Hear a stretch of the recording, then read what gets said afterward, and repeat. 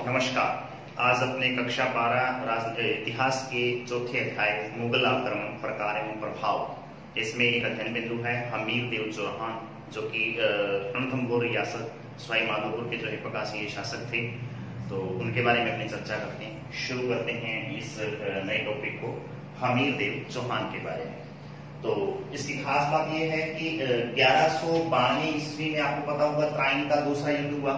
पृथ्वीराज चौहान और मोहम्मद गोरी के बीच, जिसमें मोहम्मद गोरी ने पृथ्वीराज चौहान को पराजित कर दिया और मार डाला। और अजमेर की जो शाकंबरी रियासत जो थी उस पर एक प्रकार से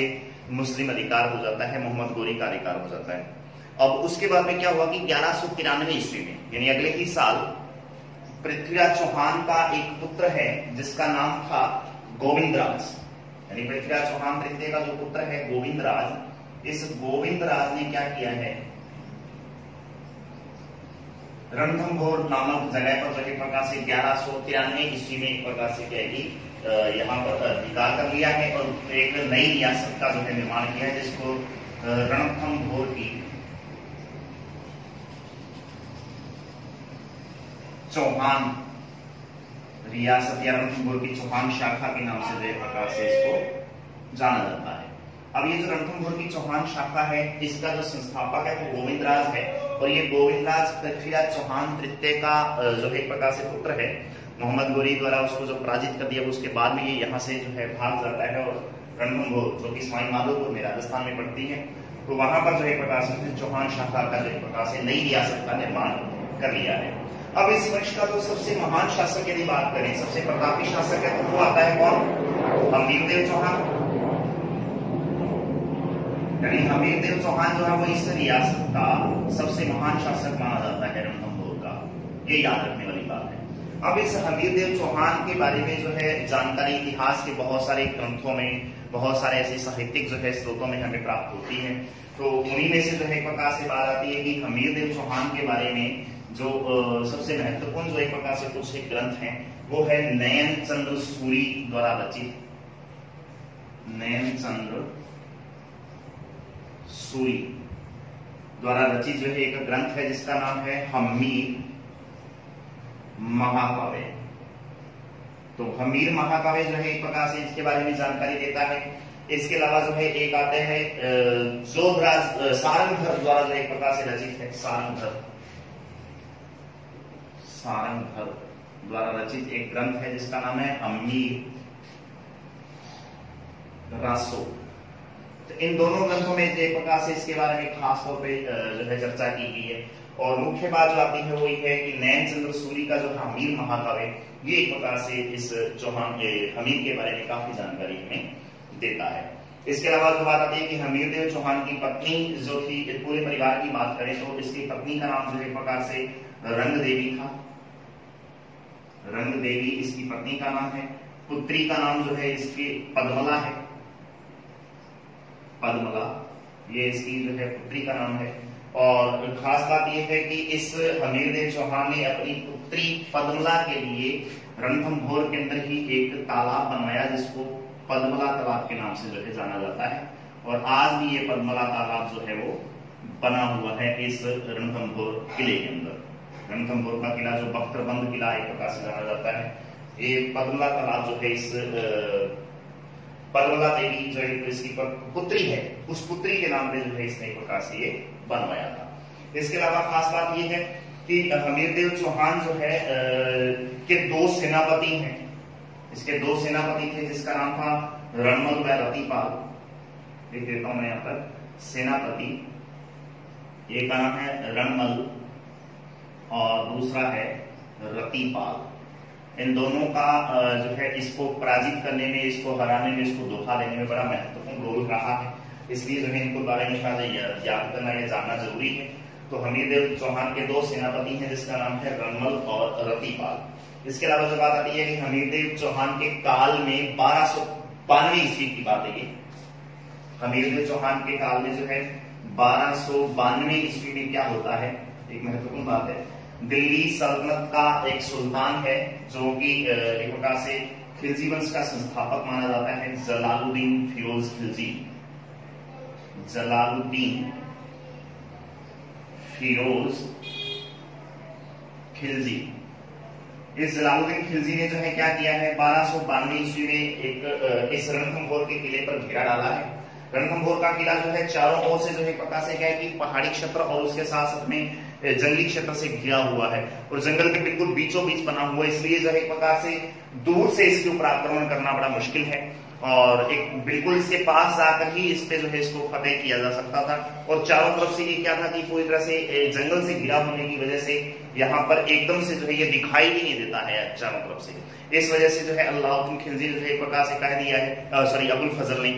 वो कहते हैं कि एक प्रकार से कि बाकी राजस्थान के जितने भी दुर्ग हैं वो अपने आप में खुले में हैं, लेकिन ये जो किला एक प्रकार से ऐसा है जो बख्तरबंद किला है, अर्थात चारों तरफ से एक प्रकार से ढका हुआ है, जिसने एक प्रकार से यूं मान लो कि प्राकृतिक लबादा ओढ़ रखा है, दिखाई नहीं देता। इस वजह से उसने इस किले को बख्तरबंद किला के नाम से जो है पुकारा है। तो जलालुद्दीन खिलजी ने इस 1292 ईस्वी में क्या किया है कि रणथंभोर के किले का घेरा डाला,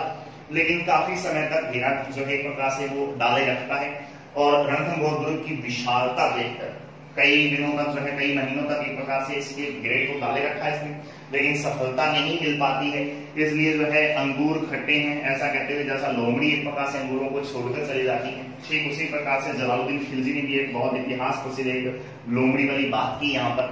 क्या कहता है कि ऐसे 100 दुर्ग, ऐसे 100 किले या दुर्ग एक ही बात है, मैं एक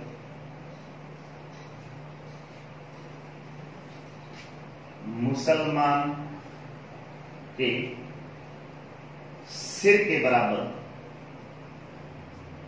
भी नहीं समझता। ये एक प्रकार से बताता है और 12th हिस्ट्री के अंदर डायरेक्ट इस बात को लिखा गया है कि 100 किले जो है प्रकार से मुसलमान के किले के जो है एक सिर के बराबर भी जो है प्रकार से नहीं समझता, अर्थात ऐसे 100 किलों को एक मुसलमान के सिर के ऊपर मैं कुर्बान कर सकता हूं। ये बात एक प्रकार से कौन कहता है कि जलालुद्दीन खिलजी कहते हुए इस जो है 1292 में जो उसने घेरा डाला है, 6-7 महीने तक लगातार घेरा रहता है और बाद में इसको जो है वो छोड़कर अपने जो है दिल्ली सल्तनत की तरफ जो है दिल्ली राजधानी की तरफ जो है दोबारा लौट जाता है। तो ऐसा जो है एक प्रकार से वो खाली एक प्रकार से यहाँ से चला जाता है। अब खास बात ये हुई कि हमीरदेव चौहान जो है वो अपने आप में अपनी हठ धर्मिता के लिए प्रसिद्ध है। इस वजह से क्या हुआ कि हमीरदेव चौहान का जो है एक प्रकार से सीधा सामना अपने आप में जलालुद्दीन खिलजी के ही दामाद और उसके भतीजे अलाउद्दीन खिलजी के साथ हो जाता है। चूंकि जलालुद्दीन खिलजी ने 1290 ईस्वी में खिलजी वंश की स्थापना की और उसके ठीक 6 साल बाद में 1296 ईस्वी में उसी का भतीजा जो बाद में उसका दामाद भी हो जाता है, उसने जो है प्रकार से क्या कि अपने ही ससुर जलालुद्दीन फिरोज खिलजी की हत्या कर दी है दरबार के अंदर ही, और उसके बाद में वो जो है एक प्रकार से जबरदस्ती शासक यहाँ का जो है दिल्ली सल्तनत का बन जाता है। और उसने जो एक प्रकार से दिग्विजय की नीति अपनाई है उस अलाउद्दीन खिलजी ने, और वो दक्षिण भारत को जो है अपने आप में अपने चंगुल में लेना चाहता है मुख्य तौर पे जो है। लेकिन आड़े आ रहा है ये हमीरदेव चौहान का जो है एक प्रकार से ये बड़ा राज्य जिसको अपने आप में रणथंभोर जो है रियासत के नाम से जानते हैं। तो रणथंभोर रियासत बीच में आई थी, इसलिए दोनों के बीच में टकराव होना लाजमी था, लेकिन कोई बहाना चाहिए। अब वो बहाना किस तरीके से मिलता है, 1296 ईस्वी में जो है अलाउद्दीन खिलजी शासक बनता है और इन दोनों के बीच जो है अर्थात अलाउद्दीन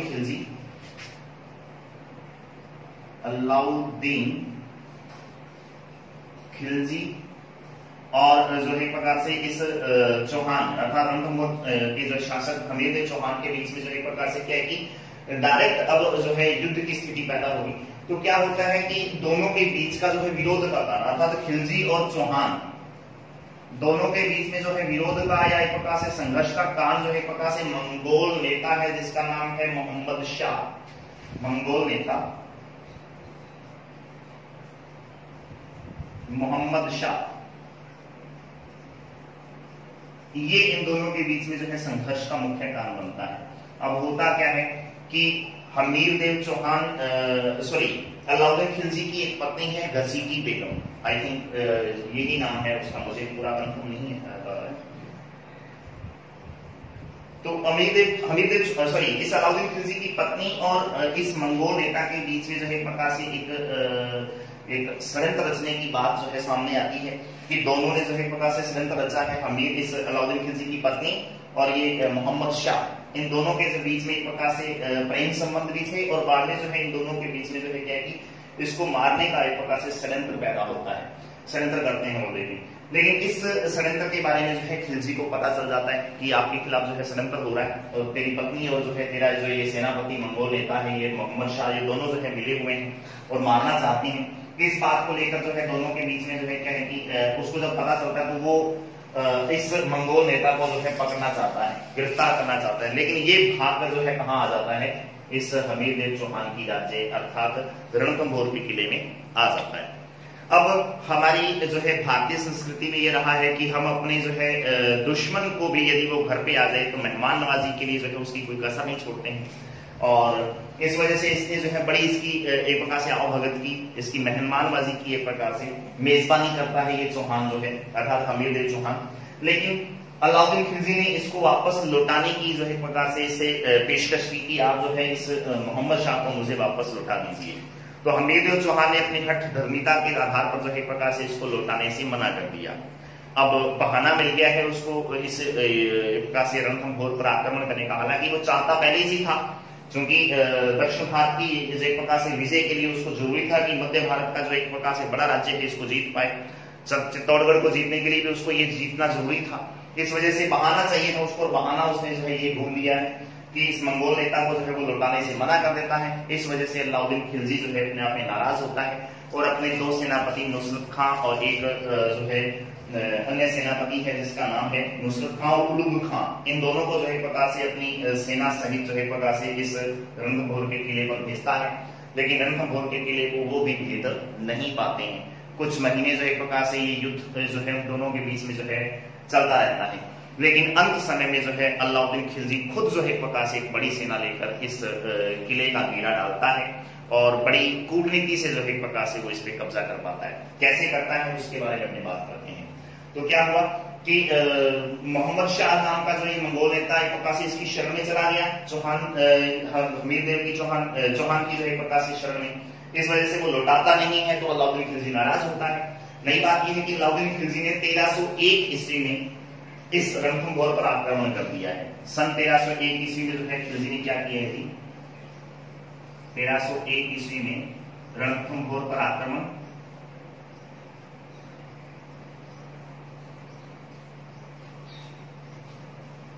और कूटनीति का सहारा लेता है, अर्थात एक प्रकार से छल कपट का सहारा लेता है। और क्या होता है कि आक्रमण करता है और अपने जो है ये दो सेनापति रणमल और रतिपाल जो है इन दोनों सेनापतियों को जो है वो क्या करता है अपनी शरण में मिला लेता है, अर्थात रणमल व रतिपाल को दुर्ग का लालच देता है। दुर्ग का लालच देकर उनको अपनी ओर मिला लेता है और स्पष्ट तौर पे कहता है कि अब आप सेनापति हो और यदि आप मेरा साथ देते हो तो युद्ध जीतने के बाद मैं आपको दोनों को जो है एक प्रकार से दुर्ग का जो है एक प्रकार से किलेदार यानी शासक बना दूंगा और आप जो है अब सेनापति तो बाद में आप शासक बन सकते हो। इस तरीके से उन दोनों को लालच देता है और इस लालच के वशीभूत इन दोनों ने जो है कहते हैं कि दुर्ग के जो द्वार है वो खोल दिए और इस वजह से जो है रणथंभौर की जो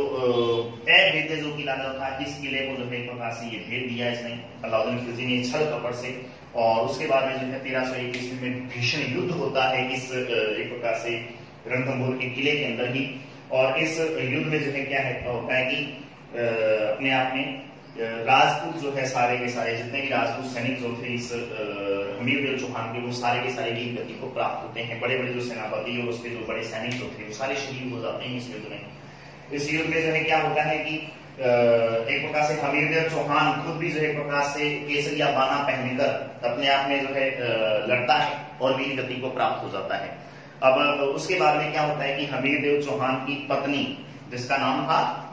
ये रंग देवी, इस रंग देवी ने जो है प्रकार से इसी पद्मला तालाब के अंदर जो है एक प्रकार से क्या है कि डूबकर अपने आप की जो है एक प्रकार से आहुति दे दी। अर्थात सीधी सी बात है कि अपने प्राणों की आहुति देना यानी चौहर कर दिया इसने। जो राजस्थान का प्रथम, बहुत महत्वपूर्ण बात है ये, राजस्थान का प्रथम साका होता है। अब ये साका क्या चीज है कि ये समझना है आपको। अब देखो जब किसी शासक द्वारा केसरिया बाना पहनकर, अर्थात युद्ध का जो एक प्रकार से जो प्रतीक चिन्ह, उसका जो एक प्रकार से वो जो बाना है वो पहनकर, वो केसरिया बाना पहनकर एक प्रकार से युद्ध भूमि में शहीद हो जाता है या वीर गति को प्राप्त हो जाता है, और उसके उस वीर गति को प्राप्त होने को जो है केसरिया कहा जाता है, क्योंकि उसने केसरिया बाना पहन रखा है। और केसरिया बाना पहनते हुए जो है प्रकार से वो क्या है कि युद्ध में या तो मरने जाएगा या मारने जाएगा, अर्थात युद्ध जीतने नहीं जा रहे हैं तो मरेगा या सामने वाले को मारेगा। इस तरीके की जो है स्थिति जब पैदा होती है, उसके बाद में यदि मान लो वो शासक जो है शहीद हो जाए, तो उस जो है कि शहीद होने या उसके जो है प्रकार से मृत्यु को प्राप्त होने को या वीरगति को प्राप्त होने को क्या बोला जाता है? केसरिया कहा जाता है। उसके बाद में उसकी पत्नी, उसकी रानियां या उसके जो है बेटियां या जो भी है प्रकार से उस शासक की जो औरतें हैं प्रकार से उसके परिवार की स्त्रियां हैं, वो सारी की सारी जो है स्त्रियां क्या करती हैं, या तो पानी में डूबकर या अपने आप को जो है आग के हवाले करके किसी भी तरीके से एक प्रकार से एक आत्महत्या टाइप, एक आत्महत्या नहीं बोलेंगे अपने उसको, एक अपशब्द हो जाएगा ये, यानी एक यूं मान लें कि अपने आप को जो है आहुति दे देती हैं, एक प्रकार से बलिदान कर देती हैं अपने आप का, ताकि दुश्मन सैनिकों और दुश्मन जो है शासक ने जो है एक प्रकार से अपनी अस्मिता, अपनी इज्जत को बचा सकें। इस वजह से जो है प्रकार से अपनी इज्जत को जो है बचाने के लिए, अपनी अस्मिता को बचाने के लिए उन औरतों द्वारा जो है एक जल में या फिर अग्नि में जो है अपने आप को भेंट कर दिया जाता है, जिसको अपने आप में जोहर बोला जाता है। जोहर आपने जो है ये जोधा आपका जो फिल्म, सॉरी क्या नाम है इसका,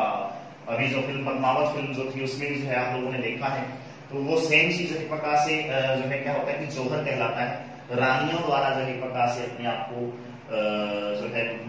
शहीद कर लेना, ये मान सकते हैं, तो उसको जो है एक प्रकार से जोहर कहा जाता है। जब किसी दुर्ग में या जब किसी रियासत में शासक द्वारा केसरिया कर लिया जाए और उसकी पत्नियों द्वारा जो है प्रकार से जोहर कर लिया जाए, इन दोनों कंडीशन को मिलाकर जो है क्या बनता है? साका बनता है। अर्थात केसरिया और जोहर जिस दुर्ग में इकट्ठा हो, एक साथ हो, उस जगह पर जो है प्रकार से उस जो है कंडीशन को साका बोला जाता है, उस स्थिति को साका बोला जाता है। और राजस्थान का जो है प्रथम साका 1301 ईस्वी में जो है प्रकार से ये होता है, जो बहुत ही महत्वपूर्ण है, जिसमें केसरिया रणवीर देव चौहान के नेतृत्व में और साका जो है इस रंग देवी के नेतृत्व में जो है प्रकार से हो जाता है। और खास तौर पे याद रखेंगे ये राजस्थान का एकमात्र जल जोहर है, ये भी याद रखेंगे, क्योंकि जोहर जो है वो कहां करती हैं औरतें? जल के अंदर करती हैं, इस पद्मला तालाब में करती है, इसलिए जो है एक प्रकार से राजस्थान का यह एकमात्र क्या है जी? जल जोहर है। ये भी आपको थोड़ा सा अलग से याद रखना है, राजस्थान का एकमात्र।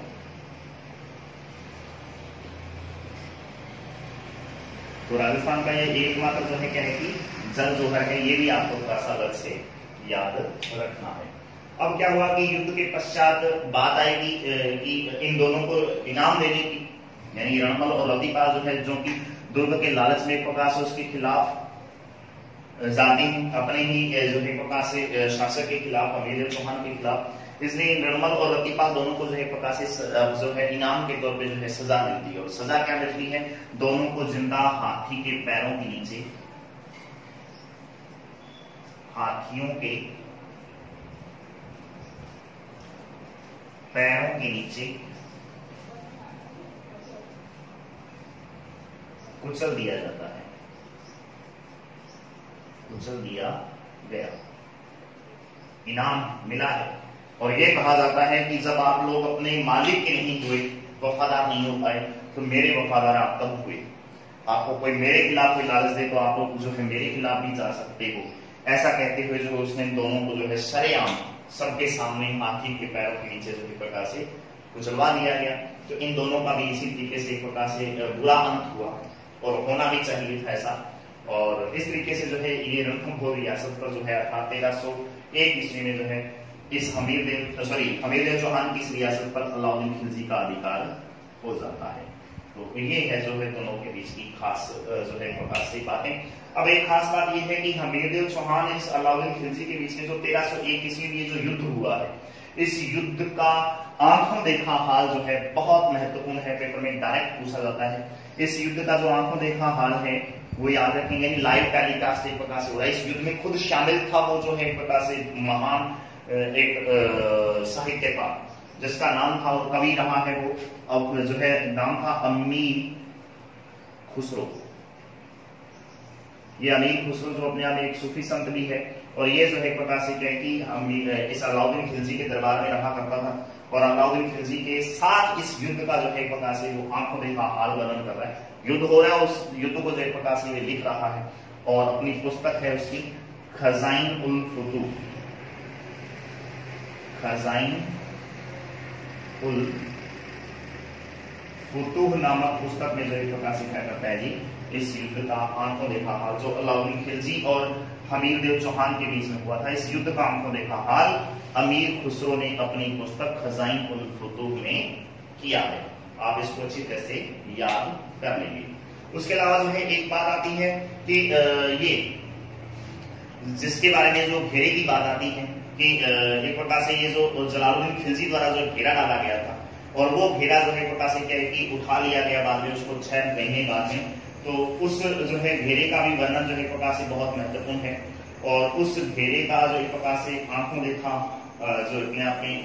हाल है या आंखों देखा जो वर्णन है, वो भी एक प्रकार से जो है एक साहित्यकार द्वारा जो है किया जाता है। उसका नाम है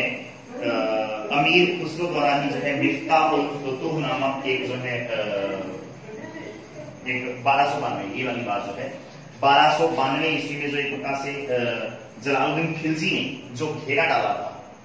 इस रणथंभोर का, और 6 महीने बाद में उसने उठा लिया, और ये कहता है कि 100 किलो को मैं कुर्बान कर दूं मुसलमान के सिर के बाल के बराबर। तो सिर के बाल है, सिर के बराबर नहीं, सिर के बाल के बराबर है जी, यहाँ पे बाल शब्द आ जाएगा, तो सिर के बाल के बराबर एक प्रकार से नहीं समझता। इस बात को जो है एक प्रकार से कहाँ किया जाता है, तो मिफ्ताह उल फुतूह जो है एक प्रकार से एक पुस्तक है, मिफ्ताह उल फुतूह, ये भी किसकी है, तो अमीर खुसरो की है जी। इन दोनों को जो है एक प्रकार से पुस्तकों में अलग अलग बातों का वर्णन किया जाता है। मिफ्ताह उल फुतूह जो है इसमें फिरोज खिलजी जो था जलालुद्दीन खिलजी जो है इसके द्वारा घेरे की बात की गई है, और अलाउद्दीन खिलजी द्वारा जो आक्रमण का जो वर्णन है वो अपने आप में खजाइन उल फुतूह में जो है किया गया है, और दोनों को जो है लिखा किसने है, अलाउद्दीन खिलजी के जो है प्रकार से दरबारी अमीर खुसरो द्वारा जो है ऐसा किया गया है। जी हाँ, तो आप इन चीजों को जो है अच्छी तरह से याद कर लेंगे, बहुत ही महत्वपूर्ण है। और 1301 ईस्वी में जो है प्रकार से अलाउद्दीन खिलजी की इस चौहान रियासत पर जो है अपने आप में अलाउद्दीन खिलजी का अधिकार हो जाता है। तो आज के लिए इतना ही, धन्यवाद, जय हिंद, जय भारत।